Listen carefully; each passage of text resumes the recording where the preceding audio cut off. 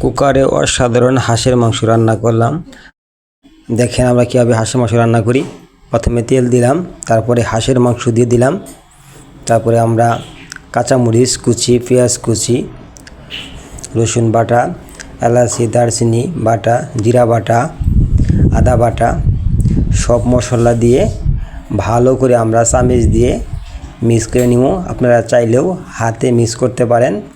সব কিছু পরিমাণ মতো দিবেন, দিয়ে তারপরে আপনারা কুকারে এটা রান্না করবেন। মিক্স হয়ে গেলে তারপরে আপনারা কুকারে বসিয়ে দিবেন। সুন্দরভাবে মেশানো হলো। এখন আমি কুকারের সুইচটা অন করে দিয়ে ঢাকনা দিয়ে ঢেকে দিয়ে আমরা মিনিমাম 1 ঘন্টা রেখে দিব। 1 ঘন্টা রেখে দিলেই হাঁসের মাংস রান্না শেষ হয়ে যাবে। বেশি রাখার দরকার নেই, 1 ঘন্টা রাখলেই হবে। অসাধারণ সুস্বাদু খাবার হবে।